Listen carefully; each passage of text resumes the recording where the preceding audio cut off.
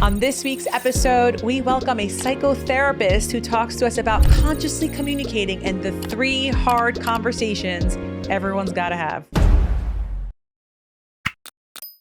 Welcome to the Ask a Matchmaker podcast. I'm your host, Matchmaker Maria, and I am super proud of our co-host this week, our guest on the couch, Dr. Heather Browne. She's a psychotherapist based out of California. She is the reframe queen. So we have a problem, we reframe it, we find the solution. I love it. She specializes in couples communication and intimacy, grief and loss, spirituality and faith, and she transforms lives into expressions of beauty and joy. And she just wrote the book, Speaking with the Heart.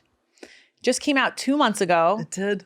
It has this is like the ultimate dating book, because if you even go through like the chapter outline, if you've ever had a question of like, oh, what is a love language? What is an attachment style? What is conscious communication? It's like, pick your dating lingo. It's all listed here. You just go to that chapter and learn. Yes. But I feel like this book is the kind that you read from cover to cover.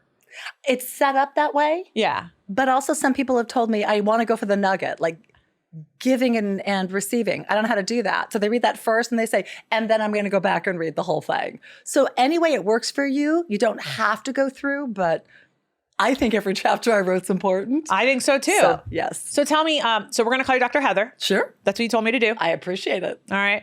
Dr. Heather, tell us a little bit more. You know, you're in psychotherapy. Tell me about your journey to this book. So in a nutshell, my mom was a paranoid schizophrenic. And In a nutshell. And so living with someone who lives in a different reality, I got this amazing awareness that no one really understands the other person's reality. And the key is to try to connect. We instead say, you don't understand me, you don't get me, which we never really can. And there was a moment where there were helicopters flying over the house. She thought that they were coming to get her. My dad said, Jenny, it's all in your head. You're crazy. And I looked at her and thought, like, she's losing it. He's not helping. So I'm 12. I grab my little blue blankie, throw it over her head and say, they're not going to get you. They're not going to get you. She comes out and looks at me with eyes that say, you believe me, which I didn't. But I believed she believed her reality and no one else did. And in doing that, I saw that she felt love. She felt a little safer. And I thought, oh my God, I've unlocked like this beautiful truth. If I offer compassion, Right. if I try to connect in the way that you need, then whatever the specifics of your reality aren't quite as important or problematic, because you feel that I love you and you feel that I care and you feel that I'm trying to connect with you in a way that helps you in your reality. So I couldn't join my mom. I don't know where the hell she went, but she felt like I was there with her. Right. And I went, this is the key to relationships. And we start with words. And I throw out words at you, and I think you're going to understand me, and I think you're going to understand my heart, and you totally don't. You veer off here, and you veer off here, and I attack you here, and I blame you here. And I'm like, oh my God, we do this all wrong. If I start with, I care about you, I care about our relationship, we got to talk about this really difficult thing, like how much is the wedding going to cost? I want to get through this well. And how do I help you in what you need? And then the people says, well, I've got a problem with money. Like my dad didn't take care of me when I was a kid. So if we don't spend a lot of money, now I'm going to be nervous. You start to find their challenges. And those are the triggers. Those are the places that are problematic. So if you find out I'm scared here, I'm worried here, I'm anxious here, you can say, well, how do I help you in this? Because I don't want to make this worse for us. To go back to, you just mentioned that your mom was a paranoid schizophrenic. I have a few questions for you. You got it. Okay. Did that language exist then? Like you just gave us a title. It did when she was institutionalized. Oh. They said what it was, but I didn't know what was wrong other than. She had a different reality. And you could tell, like she became Judy sometimes. And it's like, what the hell is going on? And she didn't let anyone see her as Judy except my sister and I, except for poor Mr. Chen, the laundromat man, when I was 8. And he approached her, Virginia, how are you today? And she said, I'm not Virginia, I'm Judy. And he said, Mrs. Mackerline. She said, I'm not Mrs. Mackerline, I'm Judy. Virginia's gone away for a while, she'll be back. And he looked at me and his like whole face flooded. And I'm like, oh, he doesn't like this either. And then he came up at the end of us doing our laundry and looked at me and said, are you okay? So was that your first realization that like something might be wrong with mom? Absolutely. I mean, at the laundromat. Yeah. Because I think she kind of kept us away from spending time with other families a little bit. Maybe it was self-protection. Right. Maybe it was her paranoia. But the time in the laundromat when Mr. Chen looked at me and said, are you okay? And I looked at him. What does an 8-year-old do? Huge smile, and I went, I don't know. And I just hugged the laundry to my chest and we walked out and then nothing was said. So no one talked about it. I used to feign injuries and like hand the doctor a note or try to hand the doctor a note. Something's wrong with my mom. She'd grab the note and then I'd get in trouble. You're the youngest of two? Mm-hmm. Was it just you and your sister? Yeah, and my dad. And your dad? Mm-hmm. And how old were you when your mom was institutionalized? 15. And your dad helped make that happen? Yeah. I mean, I really was kind of the parent. Sure. I really was the parent all along. That. But he was there in the car. I was the person who actually did it. It was bizarre. They asked me, my mom was there, my sister was there, my dad was there, my mom's lover was there. I was 15 at the time, and they looked at me and said, do you think your mom could kill herself? And I said, I don't know. I think anyone could. And they grabbed this straitjacket and put her in it. I mean, I don't know is also an answer, right? Well, I couldn't know for sure. And she'd been writing suicide notes, and that's why we were there. And so they like put her in a straitjacket. She was screaming at me, tell them I won't. It was like such a horrible moment. I'm like, Mom, I love you, but I don't know. I don't know. And you're the youngest sibling here. Like, what was the oldest sibling doing? Everyone was this is me. So I hope it doesn't sound judgmental. We were all whacked. Like we all didn't know what was going on. We were all so scared. We were all so overwhelmed. And I think the doctors looked at everybody in our little group and thought, this one seems the most able to answer this question. Right. My sister, bless her heart, she was dating and hanging out with boys and partying to just not deal with it. Dad was a workaholic and I was home, like trying to keep everything afloat. And that was just my role. But it also gave me a really unique opportunity to try to understand my mom a little bit, try to align with how could I help a little bit. And it opened up the door for me knowing like, this is the work I am to do. And that's what influenced you then to go to college, study what you studied? A little bit, but not quite. Oh. So after she died, our family completely fell apart. My dad just said, it's over. My sister went off with boyfriends and I'm like, I need help. And they're like, no, you're okay. You're okay. How old are we talking about now? 16. Oh my gosh. So she passed away right after that? Yeah. A couple months. It didn't do any good. So it's very hard to get a paranoid schizophrenic to take medication. It's very hard for a paranoid schizophrenic to get help. Right. So she came out, it did no good. It kept her alive for a couple days. She stayed alive for a couple more months. And then that was it. But so I wanted to do theater because I wanted to not have my life. And I loved it. It was this gorgeous escape. And so I wanted to do theater, but I'm really smart. And my dad, bless his heart, was scared to death for me to go into theater. So he used to set up interviews with people who were influential, because I live right by Hollywood, to have me audition. And I thought I was auditioning for a part. I was auditioning actually for them to tell me not to pursue theater. And everyone said, Fred, leave her alone, let her do it. And he couldn't because it was so impractical. And at 6 feet tall, it is. So I said, I'm doing it, Dad. And he said, I will not support you. And I said, fine. And I paid for myself, left, borderline disowned, and thought, like, I get to live my life now. I took care of Mom forever. I get to try to figure out my life. And then I pursued that for years. I was very good, and I am 6 feet tall. And so one day, God slapped me across the head and said, Instead of trying to help, instead of being someone who you're not, how about you help people be who they are to be? And I went, I have no answer to that. But yeah, because that is really what I've always done. And so I was working in a group home with teenage girls because my heart was trying to give youth a life. I reached out to 3 colleges and said, I put myself through undergrad. You need to give me a scholarship. And 2 said no. 1 said, no one's ever asked this. And I said, I will do everything. I will clean your shoes. I will clean the toilets. I will file everything. I'm supposed to be a therapist. I'm not going to go further into debt to do this. Please. And the president said, be a great therapist. I got a full ride scholarship for my master's. Wow. And it was gold.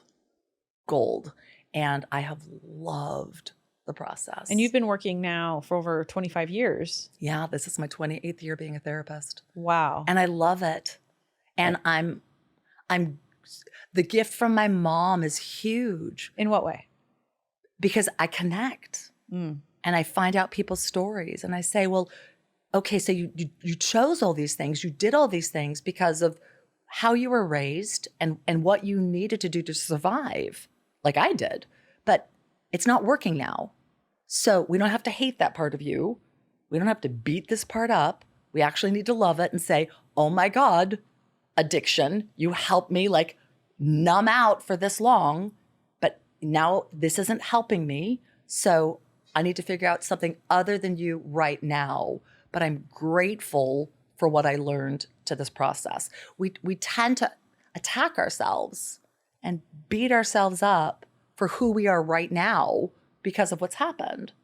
But since this moment is the only moment where we can change anything, if we say, okay, I weigh 300 pounds, that has served me in whatever way. But today I'd like to start to change things. Mm-hmm. What can I do today? Stop hating ourselves, hating our bodies, putting ourselves down, telling ourselves we don't deserve, why? Like if no one's going to love you, dear God, our communication in our head with ourself is more than any communication with anybody else that we could ever have. It better be beautiful. It's so funny. Better be loving and supportive. It's so funny you mentioned that because yesterday, so I want to talk about communication and like the realities and setting expectations. But, yesterday a person sent me a screenshot of an exchange that happened online. I guess they matched each other. Okay. And she replied to him. She was the first one to message, which I think is great. But she said, how lucky of you to have matched with me. And he replied back, oh, I didn't realize that this was a prize. And she goes, and then he replies again. He goes, I mean, I guess I could also say you're lucky to match with me too. And she goes, oh, it's just, she replies back, it's just a opening line I like to say just to see how people would react. And he's like, that's a really odd thing to test people on. I agree. And he kind of like knocked off, right? And so she sends me the screenshot. She does. And she says to me, looks like I dodged a bullet. And I replied to her and I said, I actually think you're the bullet.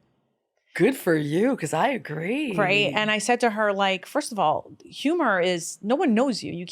It's really hard to have a sense of humor online when nobody knows you. Yes. It's like it's on text. How lucky of you to meet me. Like this sounds like something that Michael Scott would write, from The Office to someone. And I said to her, like, you're the bullet in the situation, not only because you're starting off with a line that, this is I don't even know your sense of humor. Like, where are we coming with this? But then in the second response, you say to him that this is a game. You're saying, I like to see how people reply. This is a game to you. Right. And this person might be actually looking for a partner. So he's now completely disinterested. Yeah. And she never thought of it that way. She goes, oh, thank you. I never thought of it that way. And I said, next time you're texting a guy, just compliment him. Guys, as for all the women who are like, I hate it when a guy says, hey, beautiful or hey, cutie. Men love that shit. We've done so many focus groups lately. And like the one thing that men love to hear is that they're cute. So it's like, if you want to message a guy first, I encourage you to find the photo where he looks really cute and say, hey, you look really cute in this photo. Where was this photo taken? There's a perfect icebreaker. It gives you a little nice little compliment and it gets a conversation going. You look great in the football jersey. I love football. Let's go to a game. Yeah. Oh, that's nice. Oh, I like that. That's like a little, that's nice and forward, and a date comes out of it. But you get what I'm saying? It's like not a game. Yeah. I'm not testing you. I'm not showing like, oh, I want to show that I'm confident. I did used to give a bullet. You know? I used to be a bullet. Tell me about your bullet. Oh, and I look at it now. I'm like, oh my gosh, but I have to be gentle with myself. I can't wait to see the cringe on camera. Let's go. So I used to literally say to gentlemen, I'm embarrassed to say this. Forgive me, listeners, safe but space. This is true. This is my truth. I own it. I used to literally say, all I need is for someone to think I'm always adorable. And they would say almost every single time, I don't think that's going to be so hard. And then I'd say, oh. Why are you infantilizing yourself? Well, so after a while I went, dear God, Heather, what are you doing? You're basically telling the man, I need you to lie. And I need you to see me in a way that's completely not true. Yeah. I wish I could go back to those guys and say, like, what really went on inside of you when I said that? Because if a guy said that to me now, I'd say, I'm not going to. When you're vomiting in the toilet, you're not adorable, but I will still be by your side wiping it up. But there was this part of me that felt like I need to try to tantalizate you, and I need to feel good about who I am. So I'm going to tell you that you need to do this for me. And I didn't realize it for a while. And as soon as I did, I thought, oh, that line's never coming out again. Do you find, now that you said that, and thank you for sharing that, but do you find that in 2024, what you just said, how that could intersect with like the current conversation, which I don't really like participating in. I can't believe I'm even bringing it up right now, but like I hear a lot of the chatter from people who don't work in the dating industry or in therapy, but like work, just are kind of like talking, talking heads on TikTok and Instagram, where they use words like being in your feminine or being in your masculine. I kind of cringe. Me too. Toxic and narcissistic, victim. I kind of cringe. Imposter syndrome. I kind of cringe because I think we are creating labels for ourselves that are massively problematic. Like every single person's narcissistic. No, we all have narcissistic tendencies. Are we at times guilty of something and we need to take responsibility for it? Yes. Am I always adorable? Hell no. But we do this stuff and then we're caught. And then we mess ourselves up because now if you don't see me that way, now there's something wrong with you. What the hell? I might be being nasty to you. And I want someone who would say like, Heather, like cut it out. Down, yeah. Like I got feelings here. Something happened to me early on when I started dating. It took me about a year after Ted died to even be open to it. Hold up, I'm a widow. Parentheses. I'm a widow. So Dr. Heather is a widow. Yeah, 10 years out, almost. And it took me about a year. My kids were young. I had to raise them on my own. It was unexpected. Just wasn't ready. But I went out with a guy, and he told me on the second date that his children were 8 and 10. Okay. And I went, with all due respect, I'm out. Why? Because my kids were 14 and 17, and they had both said, Mom, like, please don't date someone younger kids. Like, we're all you have. You give us so much. You would be amazing stepmom, but we really want you to like be able to have some time where your focus is just you and a guy with someone who's older. Part of it was they wanted to be my babies and to not have someone younger. But he responded the way I know why my kids said it. He said, please don't step out. Like, you're amazing. Please don't step out. You would be the best stepmother. And I said, and this is the reason I need to step out. Did they not have moms? They had a mom, but it wasn't a healthy relationship. And he saw me raising my kids on my own, providing for the whole family. Oh, so he was looking for like another parent, co-parent, not necessarily like another partner. Yes. And I saw it and I thought, like, my kids have such a long path ahead. I need to not step into like stepmom right now.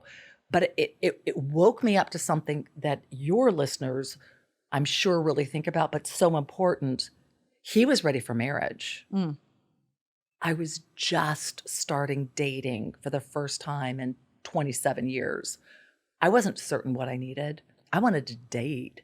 And when I saw him already saying beautiful things, looking into like, I want to really commit to getting to know you, I thought, oh my God, I am so not ready for this. And that's a huge problem in dating. It's where are you? Are you wanting to date? Are you wanting sex? Are you wanting a short-term relationship? Are you wanting long-term? Do you believe in marriage? Do you want kids? And so many people think the guy is hot, think the girl is beautiful, have common interests, enjoy each other's personality, but don't talk about those really important components. And sometimes it's the wrong time. What wrong components? Like that guy wanted marriage. Right. He'd been single for 7 years. Oh, okay. I was just starting dating. I'm like, who's a man at 50? I don't know. Right. I've only known my man. And so Right. I was truly checking out the field. And so I wasn't ready for that.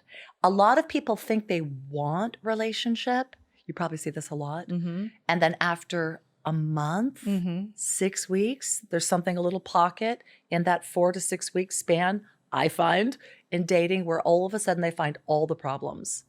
All of a sudden, all these red flags, I'm pulling away. And I'm like, oh, you're scared. You're just scared. All those good qualities are still there. Like these things that are red flags, are they really? Or are you making them red flags? And then I start to question, is it that you're not ready to commit? And so many people say, oh, no, it's not that. I'm like, think about it. Is it that? And a lot of times it is. I find the other, I acknowledge what you're saying. I also find the other side of that where someone is dating someone who wants a relationship. They're ready. They know what a red flag is. They know what it's not, you know? Yeah. And then they're dating someone who is what you just described. And they're like, I don't understand. Like, why are they not I've told them my expectations in communication. I've told them I want them, like I want to see them at least twice a week. Why aren't they doing this? And I'm like, sounds like they're not ready. Right. Right. Or sounds like they might and it might not even be about you. It's all them. Yeah. You know, it's almost always not about you. Well, and that's why timing is so important. Yeah. And I think it's probably one of the reasons why what you do is so much more effective, because online, you don't know. I went with a guy who said he was divorced. And then at our 6th date, he was a pastor. He said, if he signed the documents, he would have to step down from the altar. And I said, Why are you dating? no, I said, if you told me you've been divorced for 9, I'm a marriage therapist. I don't go out with people who are married. And I said, what do you mean if? And I said, he said, well, I'm biblically divorced. I'm like, what the hell does that mean? I said, I've been kissing a married man. And that was a personal vow I said I would never do. And you violated that for me. So online, you don't really know what you're getting. I think with what you do, it's a lot closer, which is important. They're also a way bigger investment. Yeah, that's, I think, what deters people. Because we do have a, don't lie to us clause in our contract. Absolutely. And it's actually, there's 2 clauses in the contract. One is what you're saying has to be true. But also, have you used any other matchmaking services?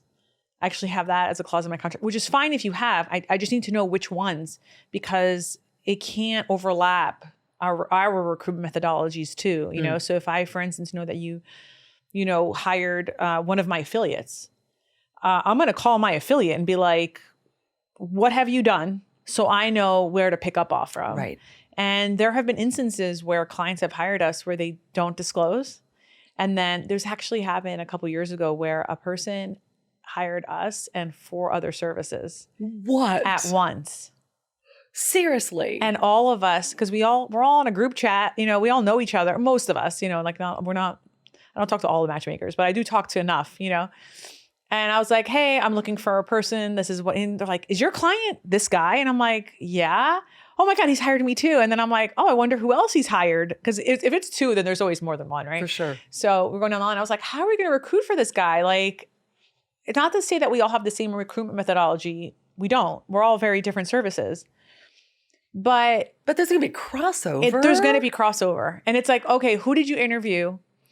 Because what if I already set them up on a date? So you have to now tell women have you gone out with this client already? You know, like it's Well, like, and think about psychologically from his perspective, where my head goes psychologically is I don't really think you're going to be successful for me. So I'm going to hire you and you and you and you. And then my head goes to, well, every date I'm thinking, yeah, but I don't know, this isn't quite working. So this person's probably better. So I'll check out his check. it's so funny that that's your perspective. My perspective is 1000% different. It's all like, I've hired multiple services because I really don't want to take ownership for why I'm currently single. So I'd rather be able to tell all my friends, look, I hired 5 matchmakers and I'm still single. You know, there's just nobody for me. That's always been my perspective. But I'm sure there's a lot of that. It's like someone coming to me for one session of marriage therapy and they go, no, I tried. Yeah. I'm like, you blew this marriage for 17 years. I've got 1 hour. I'm good, but I'm not magical. I'm sure there's a lot of truth to that. I would tell you that like we have I want to say at least 2 clients a year. They don't even know it though. You know, they don't even know. I was telling you right before we started recording. I recently had a client who we love. We had such a amazing and positive experience with him. But 5 months into his contract, which by the way, every single woman we set up with him, they all wanted a second date. So I knew that he was great. Like I was like, you're great. You know, he went on second dates with a lot of women. Like it was a very positive contract. And then 5 months in, he goes, Maria, team, I need to back out. And I was like, did you meet someone? He's like, no, I just realized like, basically I'm looking for this kind of woman. You've set me up with this kind of woman for the last 5 months. And all of these kinds of women like me. They want to go back out with me. But for some reason, I don't want to go out more with them. That the person that I thought I was meant to be with is not that person. I need to go back to the drawing board and figure out. And I was like, oh, you know, I didn't say this to him. I'm assuming I think he said in his own email, he's like, he needs to go to therapy. I think he's really right. And I think he's going to uncover something really important and he's going to be married in a heartbeat once he figures it out. The moment he figures it out, it's like, boom, it's going to be there. And I'm certain of it. And you know, what a great guy. I love it. To own that, to know that and say, you know what? It's me. It's not a lack of opportunities. It was not a lack of women. I wish more clients, I don't know if you experience this in your office, but I wish more of my clients saw that sometimes like who you asked me to introduce you to, I found them. Yes. And they were enthusiastic to meet you. Yes. Why you're not in a relationship likely has nothing to do with me. Right. Or them. Yeah. It might have to do with you. And that's okay. At least if we can acknowledge it, then we can work on it. Yeah. But if we can't acknowledge it, it's going to be hard. It's going to be a really hard road for both of us to work this through. Well, especially when you get that answer, I don't know, it just wasn't there, which you hear a lot of times and you're like, what's it? Really, what is it? What is this mysterious, miraculous thing you're looking for? Yeah. Oh, yeah. And like I have one client who he'll say after every date, like he didn't enjoy the date. Meanwhile, you know, I do ask the women for how the date went. They're like, oh my God, it was wonderful. We had such a great time. We were out for this many hours. And I'm like, okay, in retrospect, like you're thinking like the next day or 2 days later, like it just wasn't a good, you know, I didn't have fun on this date. But I'm like, the women though did. Like, how is this possible? Right. Is he lying? Is he lying on the date? Is he acting on the date? Is he lying following? I don't know. I don't know. But there is something there to be interesting. Or he needs me to know you didn't do a good job. So I'm going to tell you didn't do a good job. Because you know, I know what it's like when I set up a bad date. I've set up 5,000 first dates. I have a few bad ones in there, okay?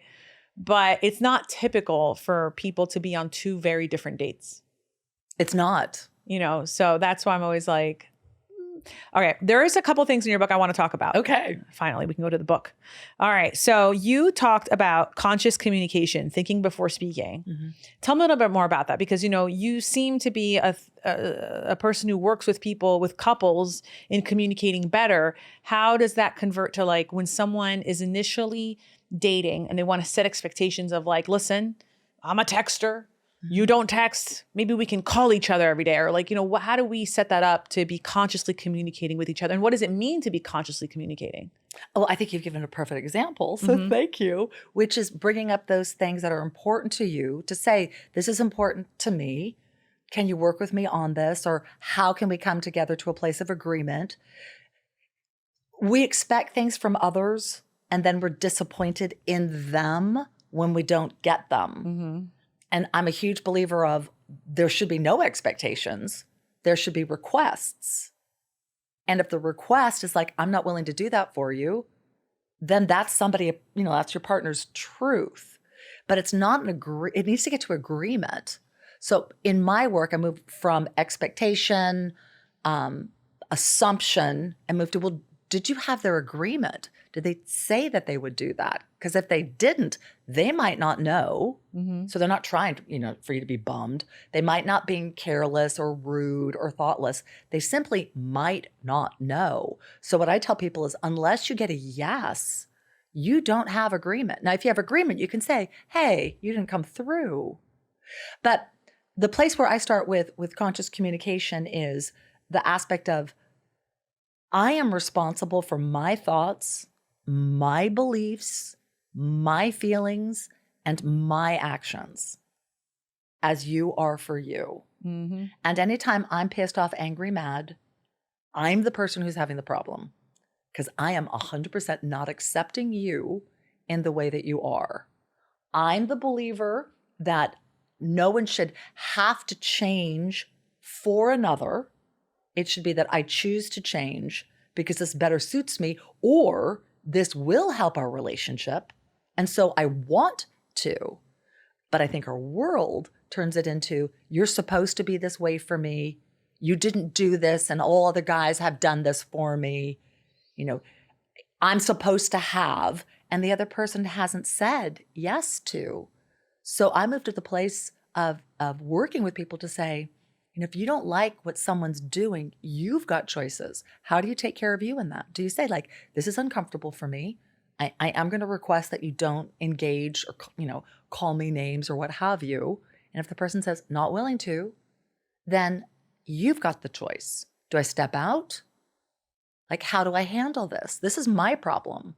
But we make it the others. And the challenge with that, the whole victim mentality, is I now have to wait on you to let me be okay. I am 100% not going to do that. I get to help myself be okay.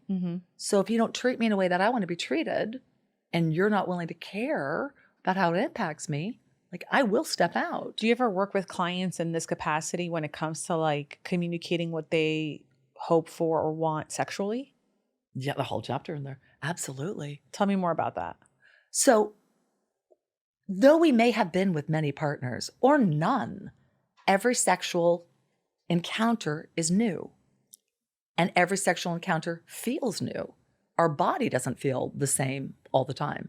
So my viewpoint is, you will have no idea of how to please me. You might be super gifted and talented, and dear God, I hope you are, but I need to guide you on what I want. And if I'm not willing to do that, then I'm kind of hoping you can figure me out. So I tell clients, do you want to have great sex? And they all say, well, they don't all say, many say yes. And I'm like, it's up to you to let your partner know what you like, what turns you on. So one thing that I have couples do after they've had some wonderful sexual experiences, talk about it. Like, what did you like best? Where did you really get turned on? I also do something that's really beautiful, I think, which is a day of pleasing your partner.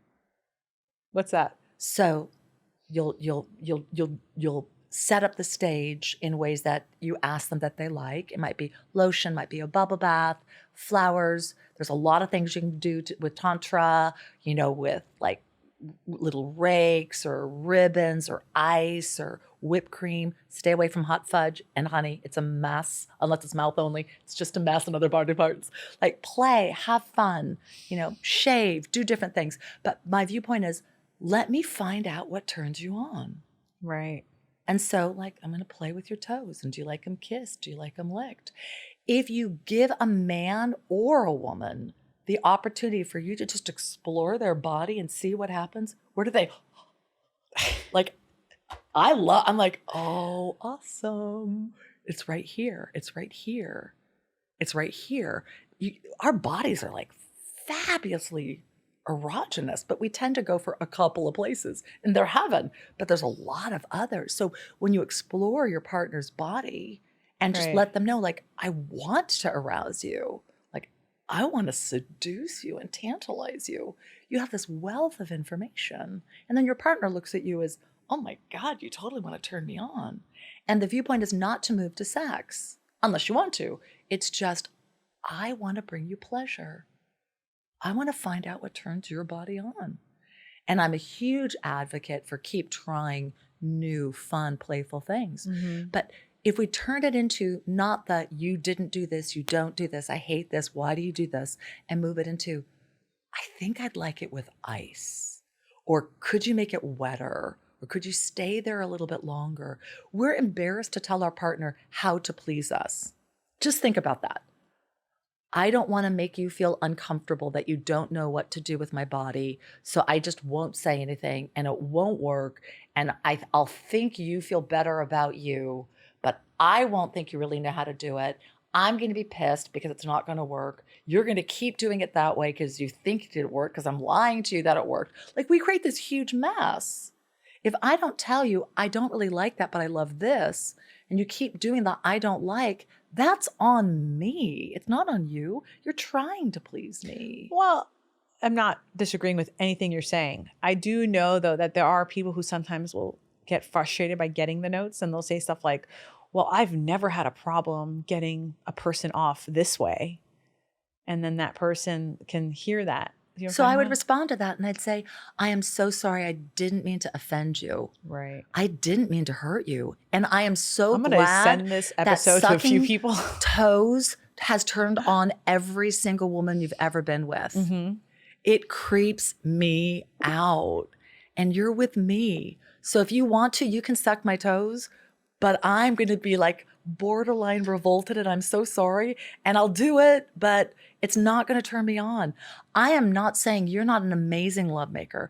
I'm just saying, do you want to be amazing for me? And if Ooh. the answer is no, you want to be amazing for all the others that you've been with, then okay, I need to step out. Because this just simply isn't my favorite position.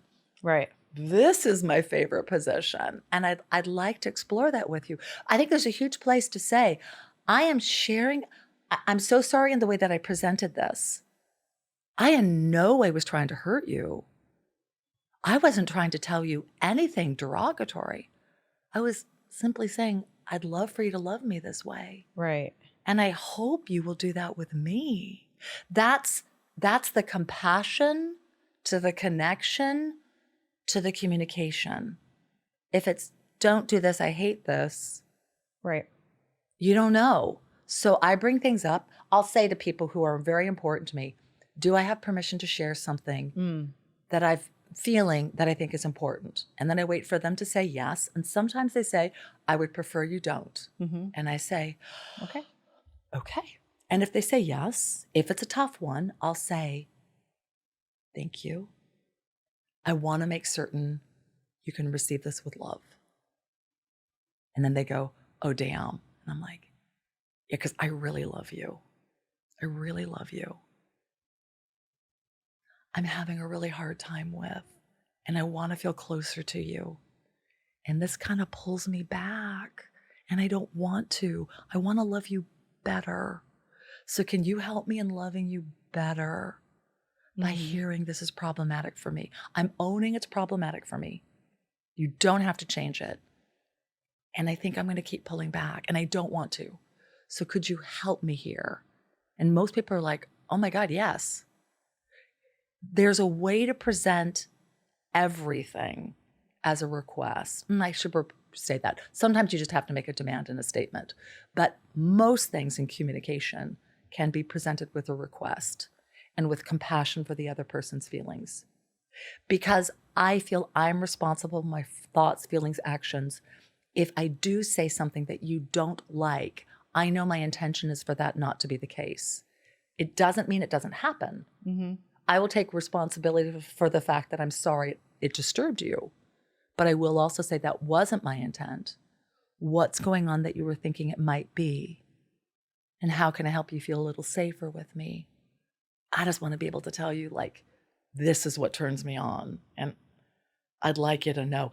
I had one guy that used to take my hair and he'd put it behind my ear. Right. Oh my gosh. Took my whole body. I'm like, oh. And Is that a good? So good. Okay. Yeah, it was just like my whole body was like, ah. It just felt so intimate and so It's loving. really intimate. Yeah. I told the guy about it because he asked, and he would take my other ear and he'd go, and I'm like, No, not the that same. wasn't quite it. No. And I had to tell him, I'm like, I think it was something about the speed but I really appreciate that you're doing that. So every time he would do it and it didn't feel the same, I just recognized he's really trying, and that's really sweet. And I'm going to need to find something where we're more suited to what we do. But if you want to have an amazing relationship, there's a place of letting yourself have an amazing relationship. And a lot of that comes in with talking. How can I make this better for you? And I need to know if you're willing to make this better for me. Right. Is the way that you're communicating right now, is this one of the ways of like the 3 hard conversations that you talk about in your book? Because the way I talk about in everything, but the 3 hard conversations are sex, Okay. money, Okay. and family. Wow. And those are the places where marriages die. Tell me more about that, because here it is in chapter 14. What are the 3 most difficult conversations? And you said it's sex, money, and family. Yeah. And that's where relationships go to die. Yeah. Tell me more about that. I'm sure we can guess why they're hard, but like, can you briefly tell us like what makes them hard and like how we should be tackling those conversations? Sure, I'd love to. Sex, most of us aren't honest. Okay. Most of us don't share what we really want. We don't work in trying to cultivate the relationship in that way. A lot of people just kind of think the other person's supposed to figure it out or should be amazing. We don't talk about frequency. We don't talk about toys. We don't talk about positions. Most people don't do a whole lot of exploring there. And so making certain that you're pleasing your partner and that you are pleased. A lot of women lie. And, they fake the orgasm because they think the guy's going to feel better that he made her come. And there's also the place for the guy needing his ego rubbed that he did. But if he didn't, it's better to help him figure out how to make it happen than have him forever, and that's not what turns you on. So people don't talk about sex. There's also the challenge that men feel closer having sex and following sex, and women need to feel close to have sex. Right. Huge important. We're so different there. And there's a lot of communication about that. That's really important. Exclusivity. That's something that needs to be talked about. And people don't. Is it okay to text somebody else? Is it okay to flirt with somebody else? All sorts of challenges when we're starting to cross those boundaries. So sex is a huge one. And it's such a beautiful, awesome thing. You want to keep it alive and vital and exciting. And you got to be creative to do that when you're with someone for 25 years. Money, how we spend it, what our goals are, if we're being honest about it. I think being on a budget's a really good idea. Do you each have money that you can spend freely on your own so you're not having to ask permission? Right. But there's a lot of challenges with money, a lot of control. We've spent a few episodes the last couple months talking about money. So control with money, control with sex. Listen to those episodes. Yeah. Yeah, totally. I agree. And then family, and as you know from coming from the Greeks, it's so important. Yeah. Like, in what way? Why is family important? Well, What's your perspective? What does it mean to you? How involved are they? What alliances do you have? Have you made promises like, yes, I'll take care of you when you're old? Yeah. Have you had that? You will always be at our house on Christmas or for Hanukkah. Have you promised that? You must, do these certain things. So in family, how does the family feel about how you're going to raise your children? Religion, holidays. There's so many questions about that. And it's so funny you just mentioned religion because when people ask me where does family orientedness fall into, like as a matchmaker, when I talk about compatibility, when someone asks me where does family orientedness fall into those compatibility pillars, I always say it's spiritual because it's not spirituality. I think people confuse it for religion. And it's like, no, at the very end, if we were to look at like, my company's named Agape Match, right? And Aristotle defined agape not as God's love, as a lot of American Christians have defined it, but as a soul's recognition of another soul. And it has nothing to, spirituality is for some people that equates to believing in God. But for other people, it's like checking into your soul and like what's going to nourish your soul. And to me, it's like if you are someone who values family, these are your soulmates. Right. And I always try to remind people when they work with me, like they'll say stuff like, they have to be family oriented. And I always say to them, do they value family? Because there are people who really who are family oriented, who want to value family, but they come from families that they can't do that with. Yes. And what does family oriented mean? Yeah. Does it mean that I spend a lot of time with them? Does it mean they always come first? Mm-hmm. Does it mean they really love us? It doesn't mean the same thing. Some people spend a ton of time with their family. Mm-hmm. They don't really like them, but they spend a ton of time because you go for Sunday dinner. Yeah. There's other people who don't get together that often and are devoted. Right. My kids call or text me every day, unless my son's deployed. They're devoted. Right. So there's the place of, well, what does that mean? But there's those questions for everything. What does love mean? What does intimacy mean? What does family mean? So one thing I have couples do is a mission statement. Like, who are you going to be together? Let's find out how well suited you are. Because if your mission statements for life don't fit together, there's going to be some challenges. Yeah. So who do we want to be as a couple? How do we help each other, rise up in who we're going to be? And family and faith and money and sex, like all of those need to be in there. Yesterday, I was talking to someone at my community and at the church I go to, and she said, I love this question. She's a single mom. She's been raising her kid. Her kid is in me and my husband's theater group, and we love him. Like, he's such a great kid, like just really kind and like social, like just a good kid, And so she asked me, like, what kind of kids are you trying to raise?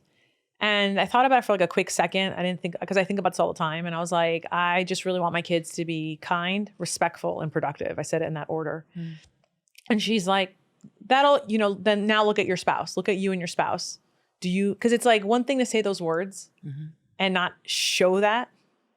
And it's a whole other thing to like, well, you already live this. So why wouldn't, it's our hope that, your kids will emulate that too. Yes. But there is a place of, do you cultivate that? Right. And I would add like creative or playful. Ooh.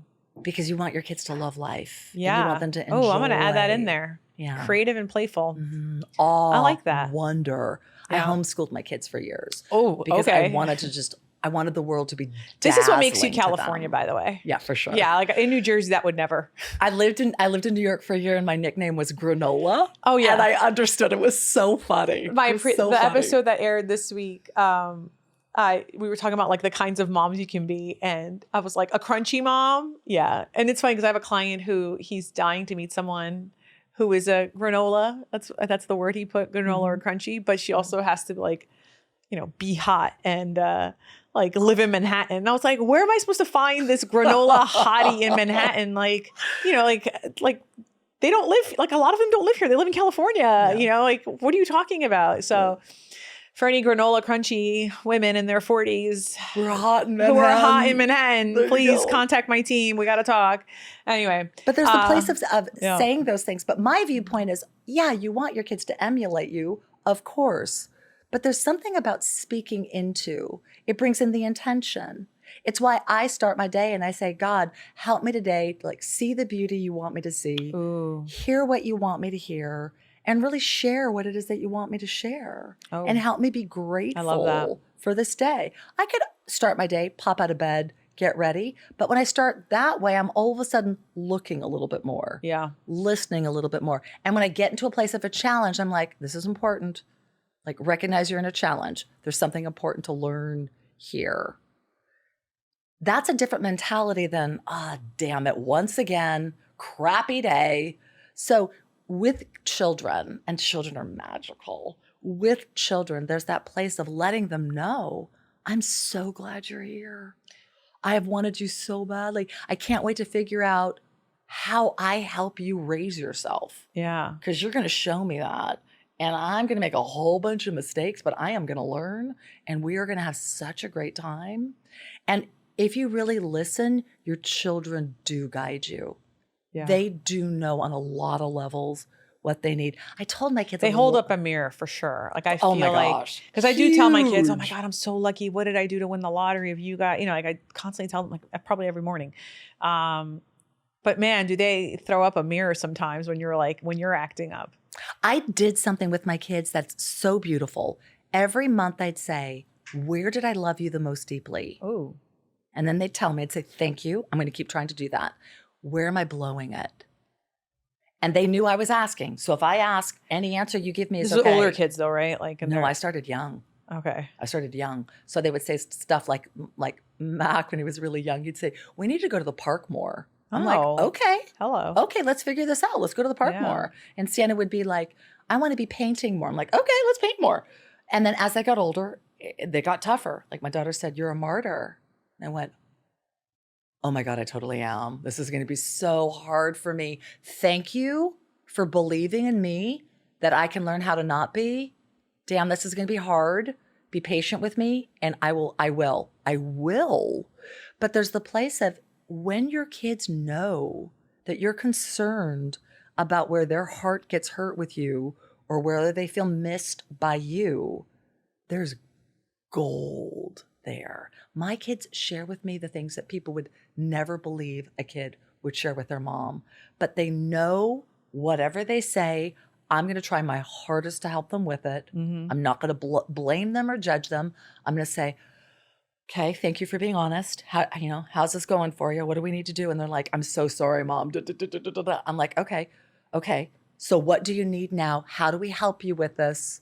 How do we take this to a place that it grows? Our world shames.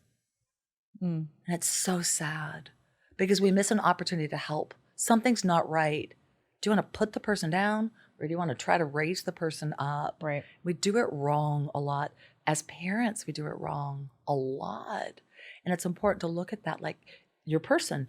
What am I saying? Am I kind of giving you a backhanded slap? Or am I saying, I hope you think I'm amazing. Wouldn't that be great if you thought you got the prize? Let's see if you can figure that out. Am I a prize for you? Maybe I am. Like there's ways to use those expressions that we think are important to us, but that like lift the other up. Right. When we lift ourselves up to someone else, like we're off. The key is let me lift you up. Right. Because then we're both up. Right. But we tend to do it the opposite way. I'm going to push you down and try to make you think I'm awesome, or I'm going to tell myself I'm horrible and hope you pull me up. And neither of those are helpful. But what's helpful is saying like, what could I do to help you? And this is why they call you the reframe queen. It is. What a way to end today's episode. Dr. Heather, thank you so much for coming on the Ask a Matchmaker podcast. I love it. Every time you got a question for me, you like reframed the communication. We got to see it in action. Where can people find you? My website is the easiest. So Great. www.drheatherbrowne.com. So drheatherbrowne.com. Perfect. I'm going to include that in the show notes. Perfect. I'm also going to include a link so that people can purchase your book. Love it. And we will, thank you again for coming to the Ask a Matchmaker podcast. It has been a delight and a blast. Awesome. I'm so happy to hear that. And thank you for listening to this week's Ask a Matchmaker podcast. If you enjoyed today's episode, head on over to the reviews, give it a 5-star review, or if you're on YouTube, tell us in the comments what your favorite part of this week's episode was.